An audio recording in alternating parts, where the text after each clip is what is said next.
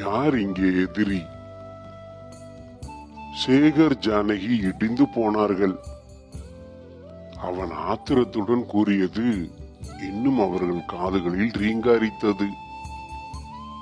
ஒரு சில வினாடிகளுக்கு முன்தான் பெண்ணின் அண்ணன் அரவிந்தன் வந்தான்.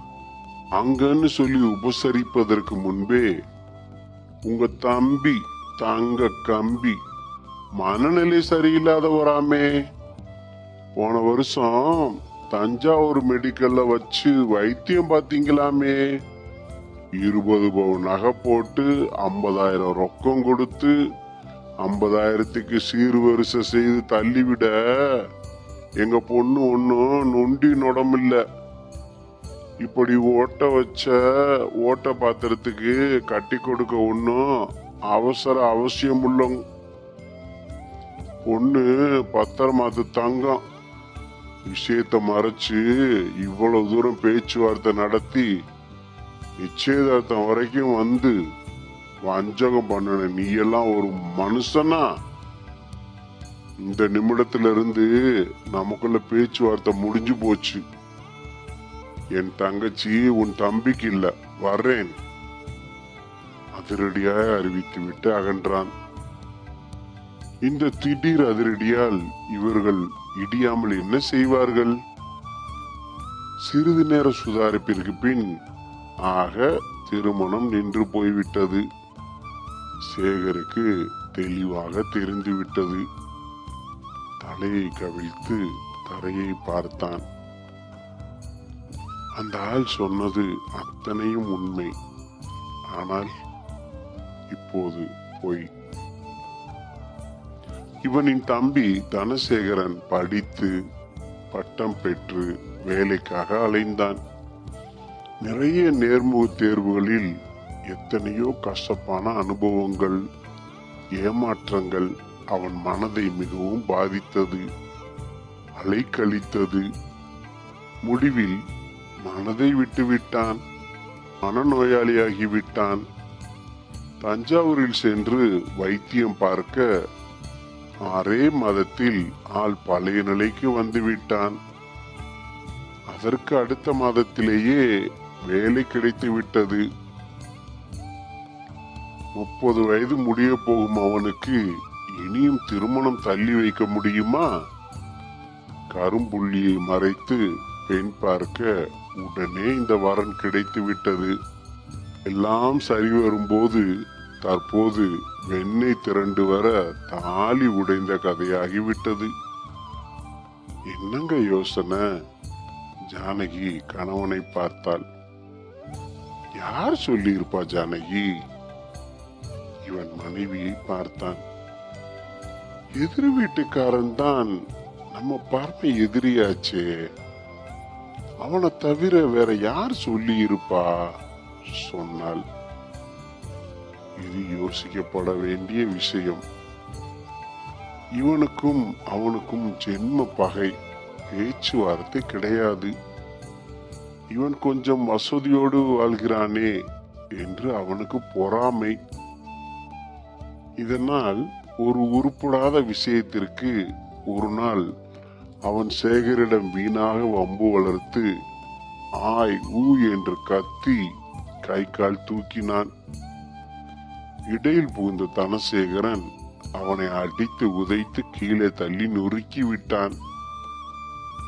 அதிலிருந்து அவன் எதிரியாகிவிட்டான். ஆக மாட்டானா பின்னே?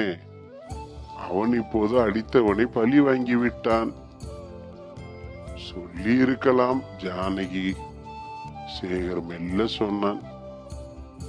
இப்பவே எழுந்து போய் ஏண்டா இப்படி சொன்னேன்னு கேளுங்க. அவள் ஆத்திரப்பட்டான். வேணாம், என்ன பயமா? பயமில்ல ஜானகி, அவன் தான் நிரூபிக்க வழி. என்ன பதில் சொல்லுவ? எதிரி பேச்சுவார்த்தை இல்லைன்னா எல்லாம் சொல்லிட முடியுமா? உன் வீட்டு மேல கண்கொத்தி பாம்பா இருந்து எல்லா விஷயத்திலும் தலையிட எனக்கு என்ன தலையெழுத்தா? உன் வீட்டுல பிரச்சனைனா எதிர் என்கிறதுனால என்ன வேணாலும் கேட்டுடுறதா? இது வீண் வம்பு. வெட்டி சண்டைன்னு எகிருவான் ஜானகி. இவளுக்கும் புரிந்தது. உண்மைதான், அவன்தான் சொல்லி இருப்பான்னு நல்லா தெரியுது. இருந்தாலும் நிரூபிக்க வழி இல்லாம கேட்க முடியல.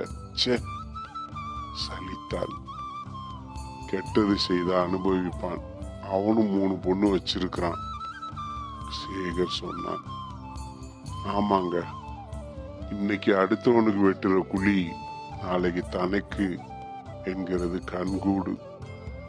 அந்த ஆள் முகத்துல கரிய பூசுறா போல இன்னும் எண்ணி 10 நாட்களுக்குள்ள தம்பிக்கு திருமணம் முடிக்கணும் சொல்லி ஜானகி புசு புசு என்று மூச்சு விட்டாள். சபதம் சரி, ஆனால் எப்படி முடியும் என்றான் சேகர். முடியும், ஒரு பெண்ணை காதலிக்கிறேன்னு சொன்னான்.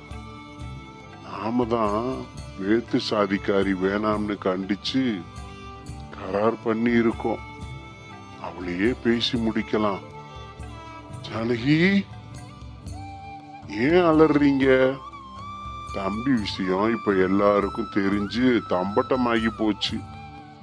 இனி பொண்ணு கிடைக்கிறது கஷ்டம். எப்படி எங்க பொண்ணு பார்த்து முடிச்சாலும் நம்ம எதிரி மூக்க நுழைச்சு கெடுத்துடுவான். மான அவமானம் தான் மிஞ்சும். இவனுக்கு திருமணம் முடிக்க இதுதான் வழி. சாதியாவது மதமாவது. ஜானகி தீர்மானமாக சொன்னாள்.